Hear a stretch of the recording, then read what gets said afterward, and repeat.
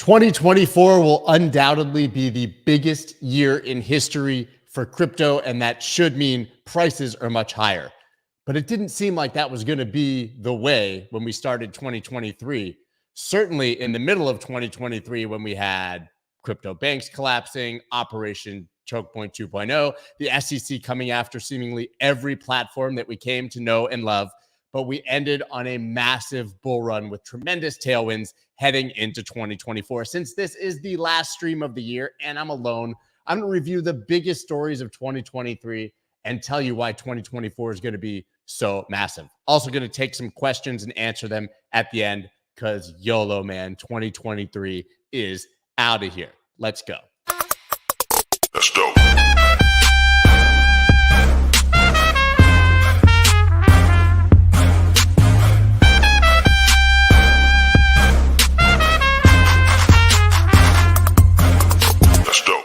What is up, everybody? I'm Scott Melker, also known as the Wolf of All Streets. Before we get started, please subscribe to the channel, hit that like button. You may have noticed as I posted on X that today, to troll all of YouTube, we decided to go full YouTuber with the thumbnail.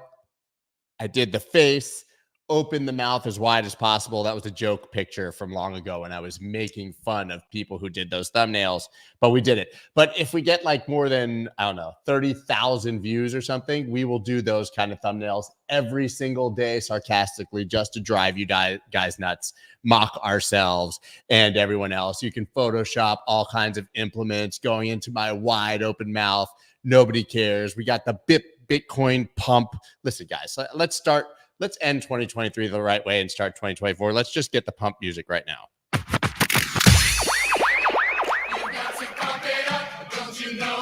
Can you guys hear it? I can't even tell if it's playing. I think it is. You got to pump it up, and don't you know, pump it up. Crucified says the thumbnail, so you're going to pump it up. Don't you know, pump it up. Liquidator. Don't you know, pump it up. You've got to pump it up. Don't you know, pump it up. You've got all the stuff. All right, guys. But getting serious, 2023, hell of a year. As I mentioned at the beginning, 2023 started with a whimper. And about 6 months, 7 months into the year, it seemed like the crypto industry was doomed, dead, over, finished, right? Talk about the Friday Five. We usually do this with NLW. This is the Friday Five for the whole year. And the lead story has to obviously be, first, all of the banking collapses and Operation Choke Point 2.0, right? Crypto cries foul as banks close ranks. Yes, we saw all of these banks start to collapse, and we know that it was because of treasury risk and the fact that they were massively invested in long-term treasuries and in an environment where there were zero interest rates, and then interest rates went up, and then they didn't have liquidity, and then there were bank runs, and then they failed, and it was the fault of the Fed, even though the Fed didn't say that it was their fault. We all know exactly how this went down, but it was curious that the banks that failed, the biggest bank failures, were effectively the only three banks that banked the crypto industry in the United States. Now, interestingly, we know that that was Silvergate, Silicon Valley Bank, and Signature Bank. But interestingly, if you go to FDIC and you look at all the bank failures of the year, they don't even include Silvergate, actually, because it wound down in an orderly manner right before the actual collapses of Silicon Valley Bank and Signature. I viewed Silvergate as one of the collapses, but officially not there. And interestingly, if you take a look at just how meaningful this was at the time, largest bank failures in the United States as of 2023 by total assets. First Republic 2023 was second. That came later, of course. Silicon Valley Bank was third, and Signature Bank was fourth. I didn't even do the right numbers when I was doing that, right? And so these were massive bank failures. And there was this moment when the banks were failing that you'll all recall, especially Silicon Valley Bank, over that weekend, when everyone was going, shit, is it over? Is every bank going to fail? And then the United States government came in with the absolutely bullzooka and bailed everyone out and said, no matter what happens in the future, we'll bail them out too. We're just going to bail out everybody. It's like Oprah, you get a bailout, and you get a bailout, and you get a bailout, right? And so the bank collapses that were coincidentally all of the crypto banks didn't end up having a contagion for the economy that many people expected, but it certainly felt like the crypto industry was screwed.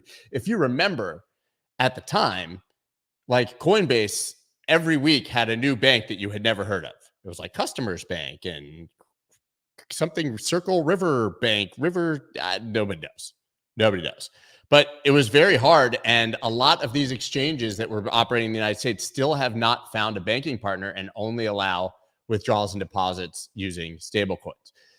But you may have forgotten, and I was going to bring up an article about it, but I don't think I did. But the first bank really that showed us what was likely to happen, it wasn't Silicon Valley Bank, which happened in March. It was actually the rejection of the Fed master license for Custodia Bank. I've had Caitlin Long on here many times.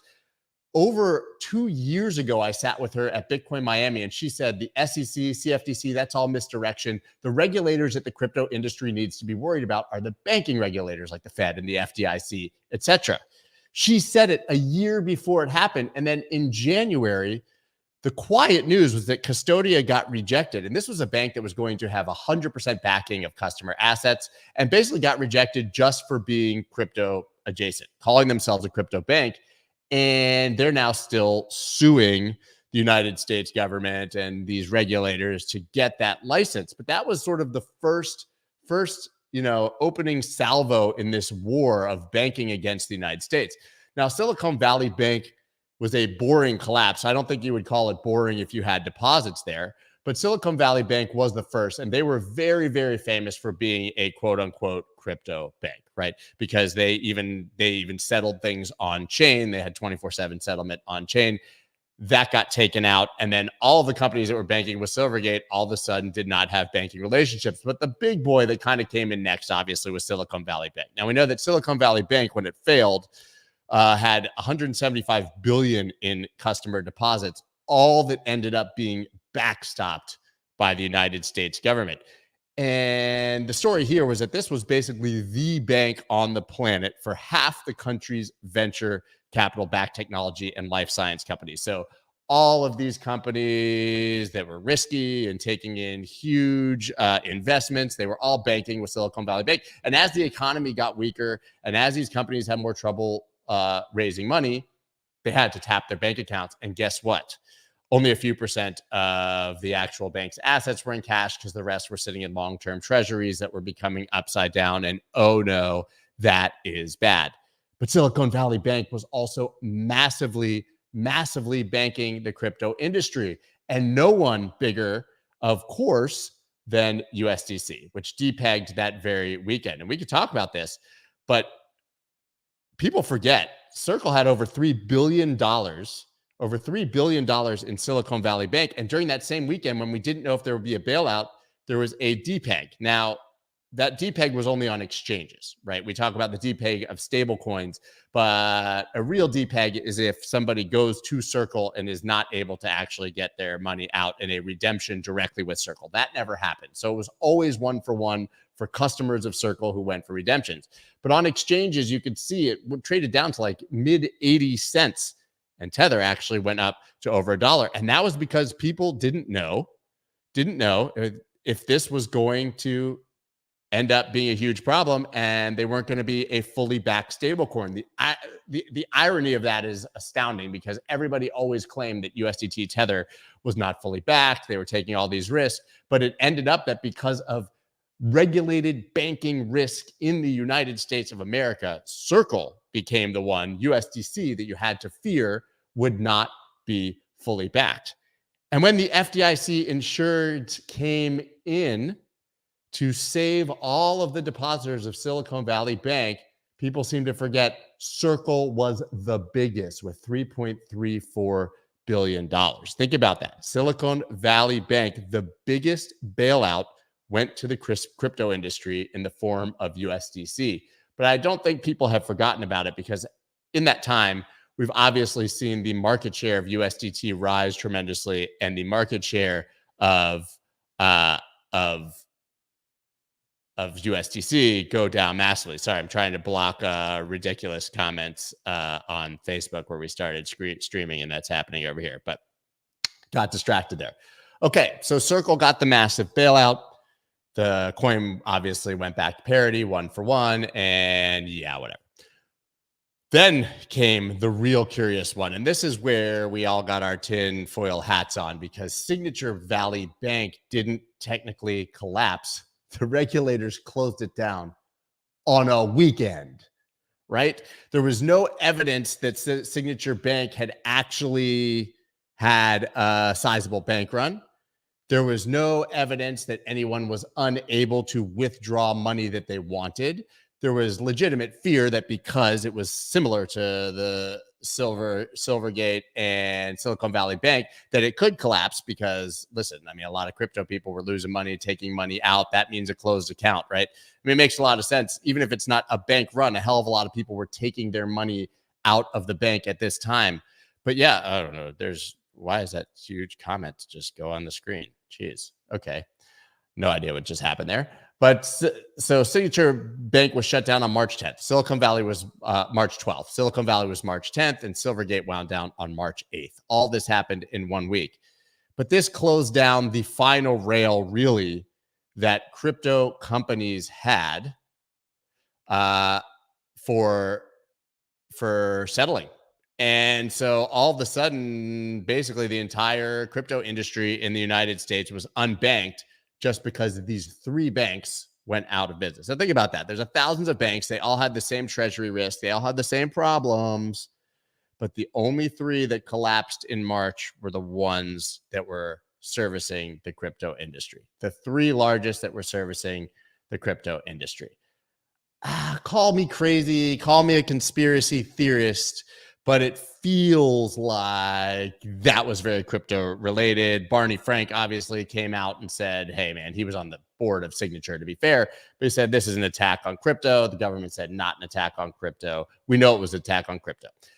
It was very clear for a very long time that the United States government, led by Joe Biden, kind of because he's asleep right now all the time, but led by whoever is behind that, Elizabeth Warren and her stooges, that they wanted to shut down crypto in the United States. This was the way they were going to do it, and they failed massively at doing the job. Luckily, other banks stepped up, but this was the beginning of the rhetoric of the Elizabeth Warren anti-crypto army, of Joe Biden posting tweets that said, hey, man, would you rather give crypto people tax breaks or feed homeless children in middle America?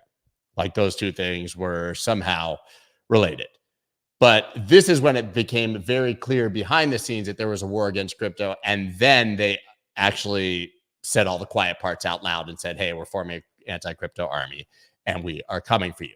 So that's the first story. It's a big one. The bank collapses. That seemingly is in the tail, back in hindsight, in the rear view mirror, the words I'm looking for. So we got past that.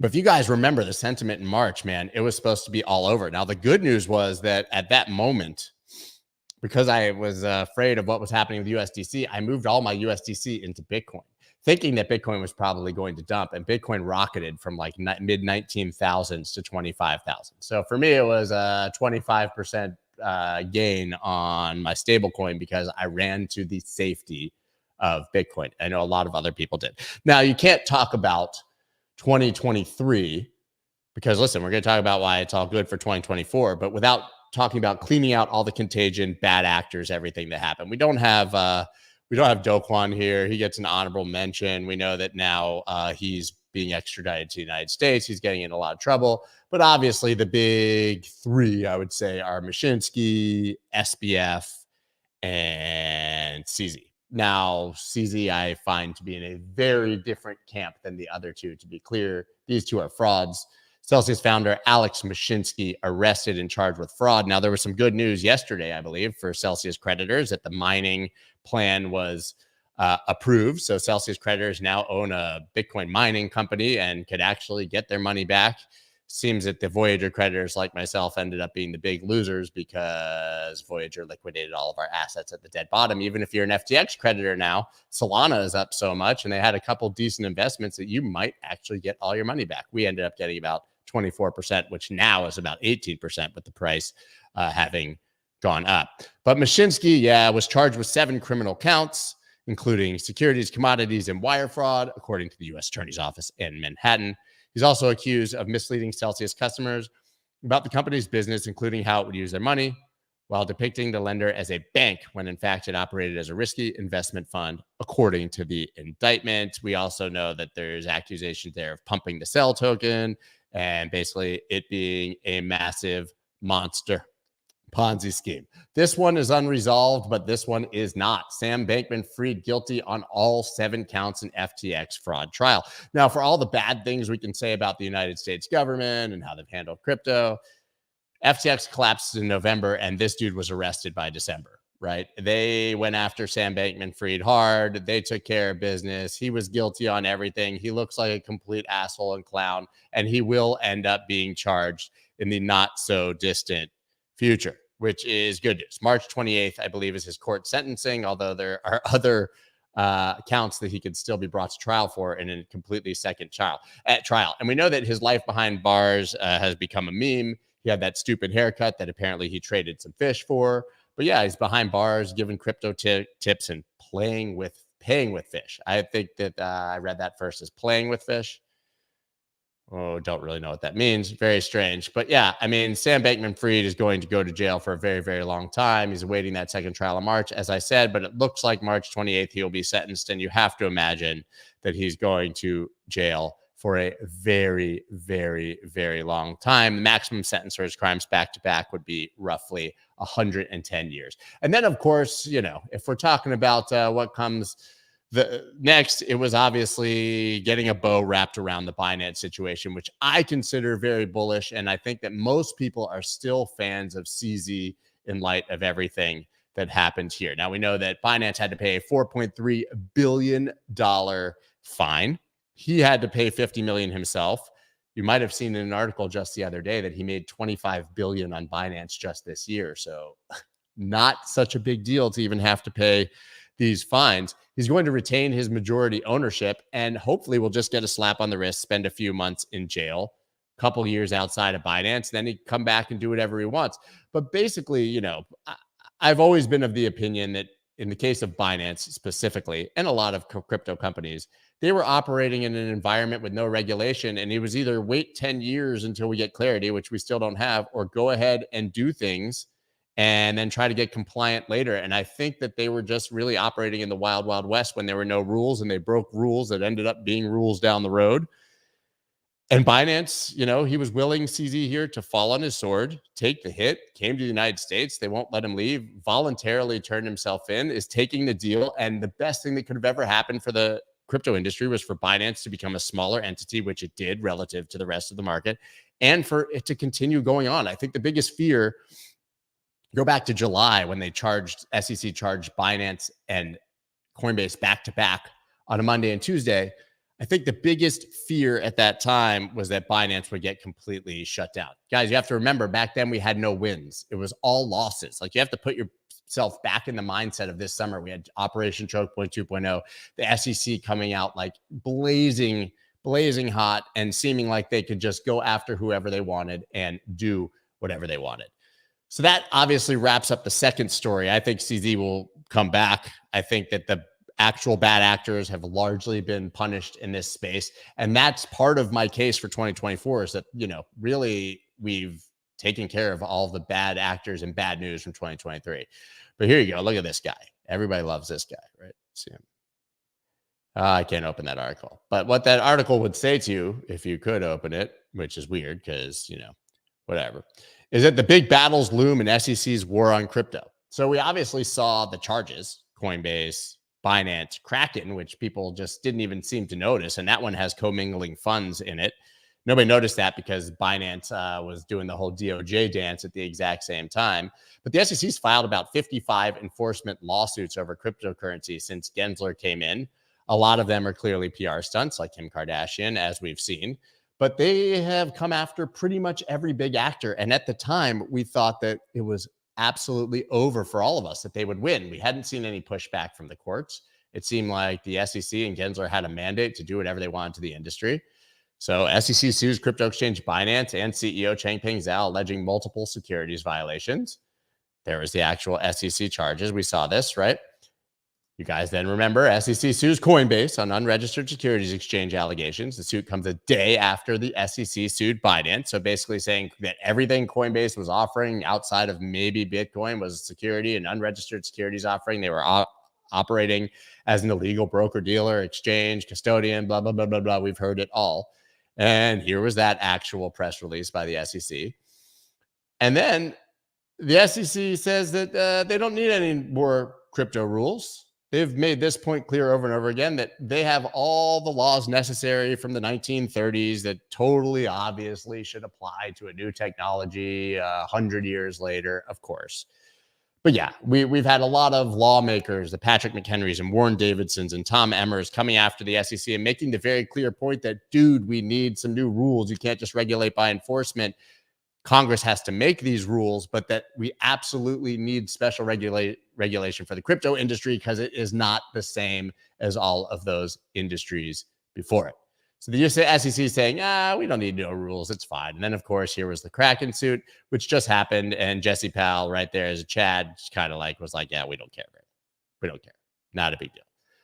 But see, in the midst of all of this, we had Gary Gensler approaching the industry as if he had carte blanche to do whatever you want, say whatever you want. And if he said it, it was gospel, right? Gary says it's an unregistered security. It's an unregistered security. And you may remember in each of these cases, they would just passively list like 10, 12, 15 altcoins as unregistered securities without ever actually going after that altcoin, talking to those projects. They would just passively list the name, and those coins would drop like 30 to 50% in a week. Absolutely destroying the price of these assets that United States citizens were holding under the guise of protecting United States citizens and investors, apparently from ourselves. Gary Gensler has done more harm to your average crypto investor in the United States than almost any of these bad actors have, because he operates in bad faith with zero clarity. But then, guys, we had all of this bad news all the time, and then it went to court. Ripple ruling deals a blow to SEC's effort to regulate crypto. You may remember secondary sales of Ripple deemed not to be securities offerings, and everyone went, well, if that's the case, then all my altcoins being sold on exchanges, which are secondary offerings, are not securities. Party, YOLO, let's go. It's time to have altcoin season. And it's kind of been sort of a low-key altcoin season ever since then. Now, we've had legal interpretation on this show and everywhere else. Some people saying this was great news. Some people saying it'll be questioned. The SEC did not end up appealing this, right? Because they're screwed. But yeah, we got this big win. And then you guys might remember in the Voyager bankruptcy, the judge actually pushed back against the SEC on the same count, saying, what you're saying makes no sense. This is ridiculous. No. So we had major pushback from the courts against the SEC, and Gary Gensler has not really won much since then. We obviously saw Grayscale. Here they are. Look at that. Invest in your share of the future. But yeah, guys, Grayscale court victory over SEC and spot Bitcoin ETF case made final. You will remember that there was major pushback from the judge here. Arbitrary and capricious, the two words that we used all the time. SEC lost again. Grayscale then obviously majorly moving forward in the process to convert to an ETF. So we had the Ripple, Voyager, Grayscale, the United States court system, which, by the way, clearly not corrupt, doing the right thing. They took care of SBF, did the right thing in Ripple, did the right thing with Grayscale, did the right thing-ish with Voyager-ish, the judges at least. And this sort of was part of the spark for ETF Palooza, which we've obviously had. And just this week, if we're talking about Grayscale, Barry Silbert resigns as Grayscale chairman to be replaced by Mark Shifke. Now, obviously, Barry Silbert still runs DCG, but he's been under fire, obviously, with the Genesis bankruptcy. A lot of people thinking that he could be the next person to be charged with something. I have no idea. I don't know if anything he did was criminal, but clearly he's getting out of the way so that we can get this ETF approval. But remember, guys, for the half of this year, it was Operation Choke Point 2.0, SEC coming after us. There's more CFTC enforcement actions even than SEC, DOJ coming after people. And we've had actually a nice bow wrapped around most of these things. They've been resolved without really crushing the industry in any meaningful way, right? So that's kind of number 3 right there, is all the enforcement actions and then the court's response to all of those actions. Number 4, if we're trying to put 5 things in order, has to be the ETF, right? Because in the midst of all of this sadness and depression, the least likely hero came in to save us. And his name, whether we love him, hate him, believe in him, think that he's corrupt, think that he is one of the government agencies, maybe he's actually president of the United States, we don't know it. St. Larry Fink. Larry Fink, the guy who literally created ESG and environmental investing, embraced an asset that people were saying boiled the oceans, will liquidate your entire swimming pool for one transaction, and will probably scare away the aliens with its major energetic force field that's surrounding Earth. Bitcoin was supposed to be the worst thing in the world for the environment. That was the narrative that was killing us. And single-handedly, one man, the king of ESG, comes in, files for a Bitcoin spot ETF, and you don't hear much environmental FUD anymore. But also, this gave instant, massive credibility to the industry and to Bitcoin in the midst of all of this FUD coming from Gary. He just absolutely, do you remember when we were kids, when you used to prank people, you could like do a big wedgie, or you could put their head in the toilet and flush, and you would call it a swirly. He did all of those 1980s horrible bully pranks to Gary Gensler just by filing for a spot ETF. And since then, the tailwinds coming from the inevitable, I would say, or imminent approval of a Bitcoin spot ETF have overshadowed every single piece of bad news that we have had in this industry. Larry Fink went on TV and called crypto a flight to quality. Talking about arguably one of the 5 most powerful people on the planet. He can go on TV and talk about anything, and he's talking about crypto in a favorable light. The gravity and importance of this cannot be understated. And I will say, literally, by BlackRock filing for an ETF, he single-handedly erased all of the bad news and negativity that we had going against us for all of 2023, right? And we know that they're seeding it with 10 million on January 3rd, and that we're going to seek an approval. If you guys didn't listen to my stream yesterday with Eric Balchunas, you should, because he gave the full overview why he thinks maybe it even gets approved on the 8th, and it's actually trading by the 10th or 11th. Really, really aggressive stance, 90% chance that this happens. And this has been the thing. I don't know what's going to happen to price when or if the Bitcoin spot ETF does get approved, but I can tell you that it was big enough news for the industry that all the bad news has effectively gone away. And let's remember, just talking about the SEC and Gensler, A, he may not be the chairman a year from now, but B, these cases will likely take a very long time. There'll be appeals, there'll be pushback. Coinbase could get theirs thrown out of court next month, apparently. But it's probably not going to be Gary Gensler who actually ends up finishing these cases. They take a very long time. The Ripple case took years, as you know, but man, what a year and what craziness. Bitcoin ETF approval tipped to be sell, the news event, crypto quant. Kathy Wood was saying the same thing, but guys, who really cares? We have no idea what's going to happen. We know that it's long-term bullish. And here you go. Here's a list of Bitcoin ETFs. I mean, guys, so many things being filed for here. So many even already in existence, like BITO. But this is ETF Palooza. There's never been anything like it. There's never, I think Eric Balchunas says once a decade you have even a new asset class that gets an ETF, but never do you have about 14 of them that are going to launch at once. We also know, in context of all this, that there is an Ethereum spot ETF waiting in the wings to be approved after this. Yeah. And so I think, in context of all of this, that was number 4. I think number 5 is just the fact that we had this major bull market, right? This wasn't supposed to happen. We look at the 4-year cycle. We know that, let me go ahead and just take this off so I can get to some charts in a minute. But we know that, it's supposed to be really boring and down coming into the halving. And then we finally get to the halving, and then we wait 7 or 8 or 9 months. And then at the end of 2024, we start to spark a new bull run. Hasn't happened that way at all this time, right? And I think it's taken a lot of people absolutely by surprise that we are where we are right now. I'm going to go ahead. I'm going to find my halving chart. It wasn't, we'll take a look at this. Didn't have it ready because, that was a lot to talk about there. I wish I had Nathaniel here today, man. That would have been really fun for us to do this.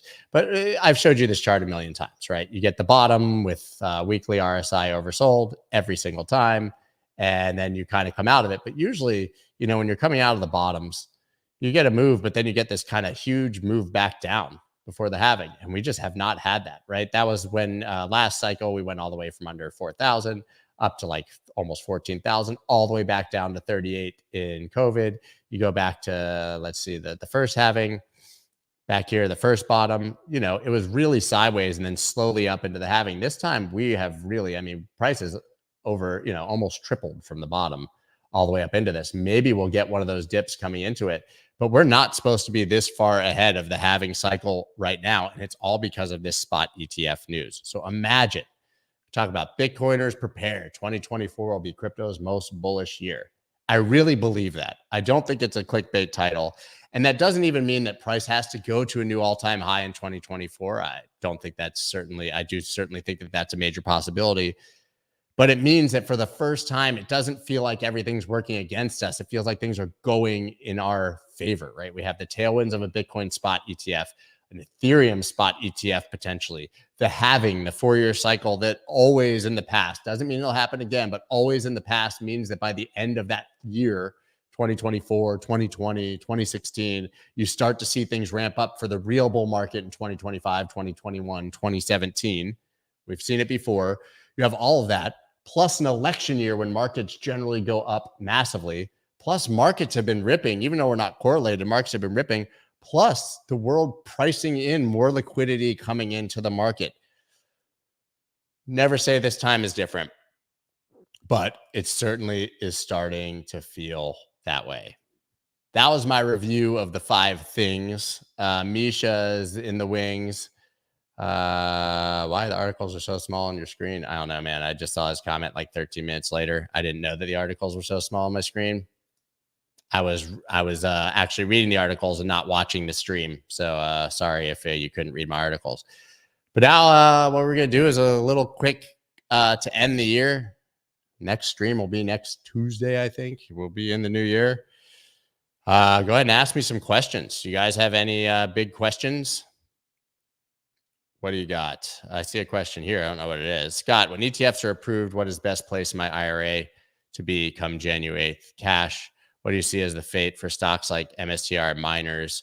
I mean, listen, I listen to people much smarter than me when it comes to miners. Mike Alfred has convinced me that miners will do exceptionally well over the next year or two. So I'm sitting in them. I don't like to get cute and like get into cash and sit around there and wait because you generally just miss. And that's trying to time the bottom. I would just keep passively investing in your strategy. But if you do want to buy the spot ETF, obviously you need to be sitting in cash.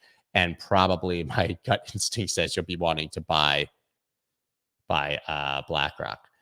Misha, if you're there, can you pull up the questions? Because I'm having trouble, figuring out. Question, what to think?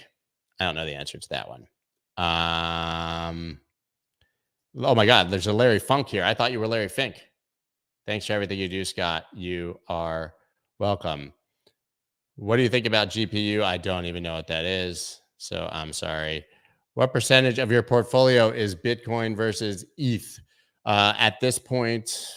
So I like to keep you guys know I've talked about portfolio construction before. It changes a lot when altcoins go nuts, but I like to be 70% investments, like long-term, not touching it, 15% in cash so that I can buy dips and actually have dry powder on the side. And then 15% in all the speculative investments and trading and stuff like that. And so my split right now is about 60-40 Bitcoin ETH in the investment side of the portfolio. And of course, there are other things. The way that things end up in my investment side is it's Bitcoin, ETH, and then like chunks of things that have done exceptionally well where I probably took a ton of profit in previous cycles and then move a bit in there because they're lottery tickets long term. So yeah. Let me see what else we got. I'm trying to see. What type of regulation do you think will come post ETFs? I don't think we're going to get any clarity on regulation at all, to be honest. I think it's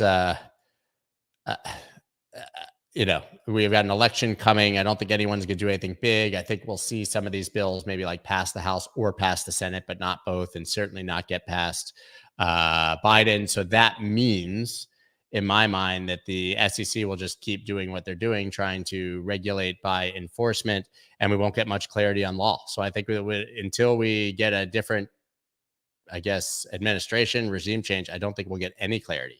But I do think that they're going to kind of throw us a bone on the Bitcoin spot ETF and still come very aggressively for the rest of the industry. Top 10 holdings in your portfolio, stocks, crypto. I'm really boring when it comes. So I think I've made it very public that I have a very large position in TLT, which I bought right at the bottom. That was kind of the trade of the year for me outside of crypto. I own a lot of very boring mutual funds that are timed to my retirement date. And so, you know, like Vanguard mutual funds that basically reconfigure bonds versus equities by the time I'm 65. A lot of that. But when it comes to crypto, my biggest positions are obviously Bitcoin and Ethereum. I own quite a bit of eGold, as you guys know. Matic. Metis became a huge one, which is another layer two that I invested in ages ago and just went up for like hundreds and hundreds of percents of late. But I've got a pretty, to be honest, guys, I've got an injective, very boring portfolio. And then I've got a lot of like leftover crap from the last cycles. Yeah. Okay. Do you really think how will the market react if the ETF is delayed? Okay, Misha, I'm going to let you do these.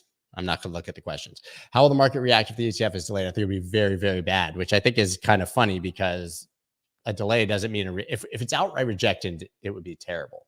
But I think just a delay, I think the market will dump and then people will realize, hey, like the same thing might just happen in another month, right?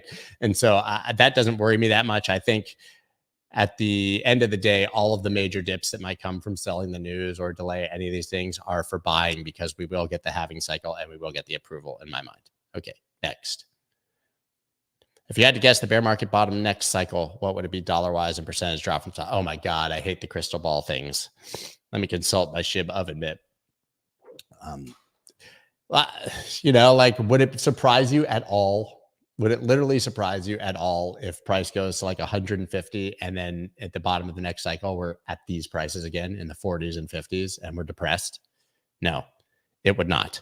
But listen, I think if we're going to believe in the 4-year cycle to the upside, which we continue to talk about, you have to believe it to the downside too. So wherever we end, why not another 75, 80% drop? Maybe an ETF and institutional involvement smooths out the market and it changes, but prove it to me.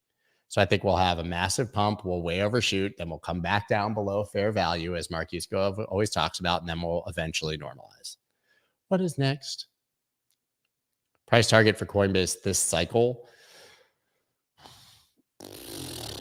Let me bring up a chart. Okay, well, I'm finally not underwater on Coinbase, right? Because you guys know my cost basis was in the low 100s. My first Coinbase purchase was the first day, but at the dead bottom. So like 310. I bought all the way down.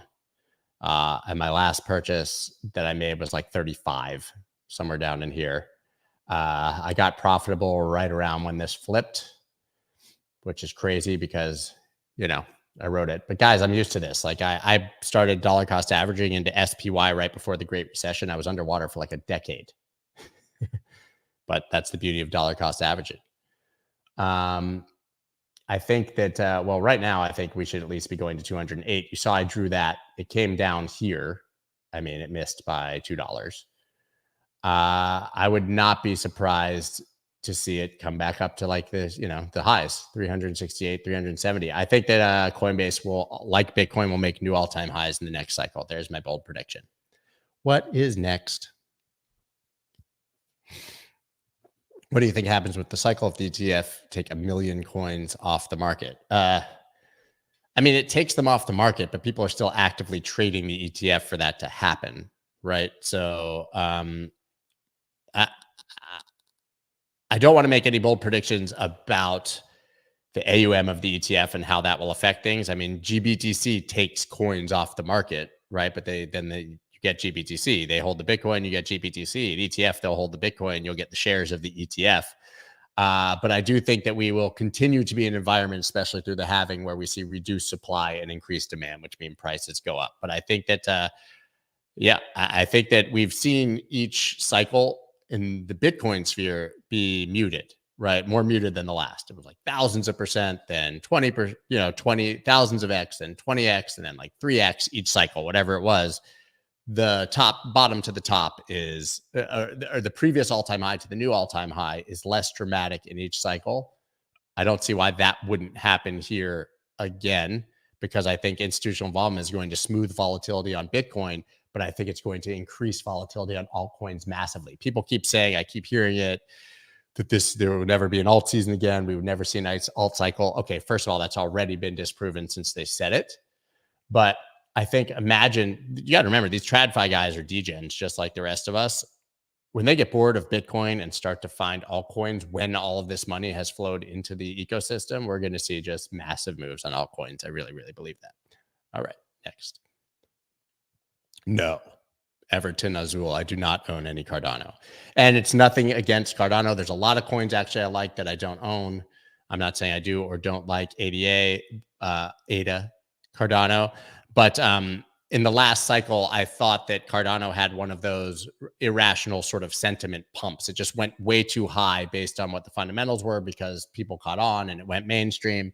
And I don't want to buy something that doesn't have the underlying fundamentals to track the price. So that's nothing against them. It just, I think the price went way too high for them or anyone else, considering that they haven't had as much advancement as others. And I know that's intentional in the underlying fundamentals. It just doesn't interest me. I really don't know how to value it.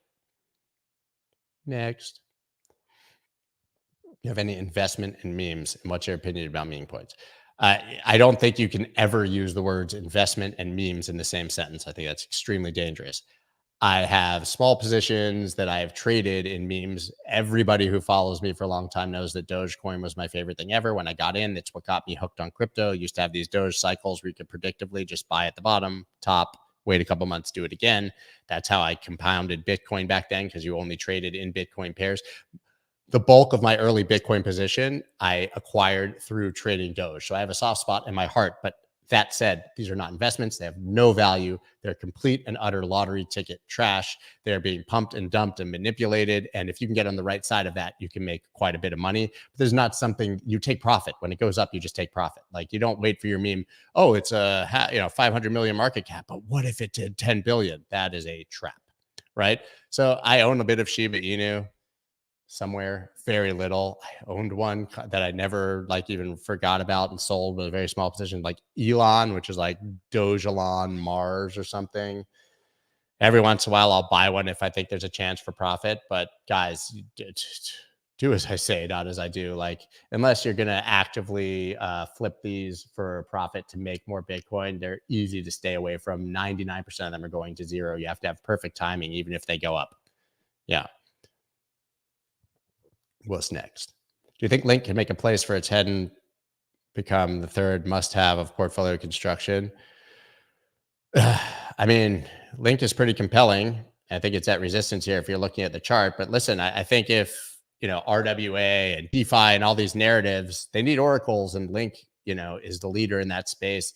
I don't know if it could become third. I think a lot of people now would say it's Bitcoin, Ethereum, Solana. That would be hard to uproot, but everybody has a different opinion. But I do think that Link has some of the most potential for the older assets in the next and coming cycles, and could actually become a legitimate asset as opposed to just like something that gets washed every single cycle.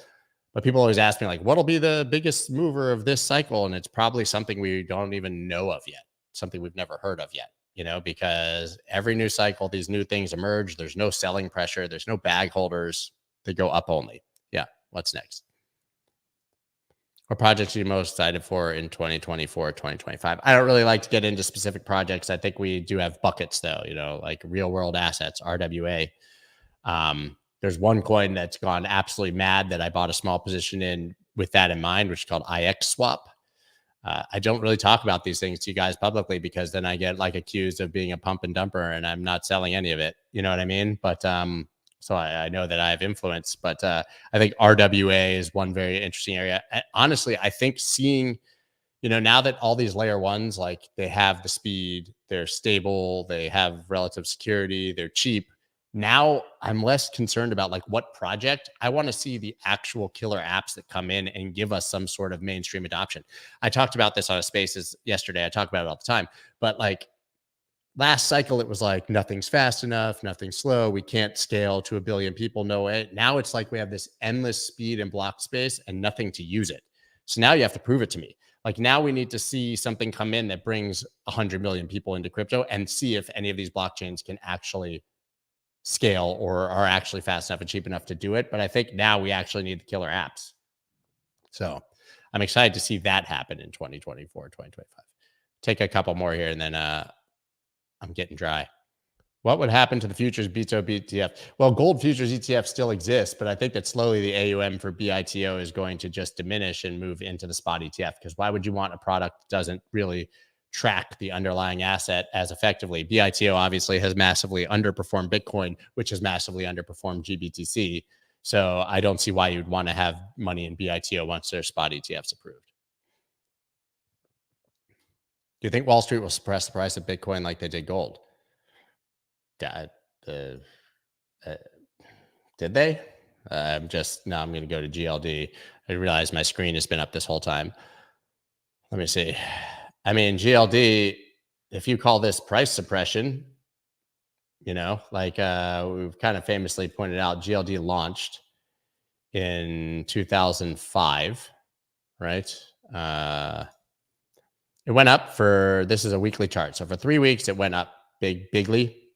And then it took 287 days to break even just the beginning high, but then it was up only parabolic. You're talking about going from $45 with corrections up to $185. It's more than a 4x. So no, I don't think that they have interest in suppressing the price of Bitcoin. If they want to suppress the price of Bitcoin, they're already doing it because that's who's shorting on the CME and using the futures ETF. So it doesn't worry me that much. What's next? Do you have thoughts with a grain of salt where Bitcoin next time all-time high would be? I mean, listen, we got to 70. So even a 2x is 140. That would be a really disappointing cycle. I think mid 200s. But guys, I have no fucking idea. No idea. Next. Okay, I'm gonna have to find one. And Des, by the way, I'm wearing a McLaren hoodie, not a hat. I saw your comment. I couldn't find the hat, but it's around, but I wore the hoodie.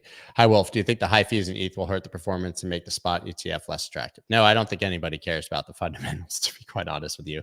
I think there's plenty of people who want to build on ETH who are willing to pay the premium to do so. I think that people can obviously use layer twos.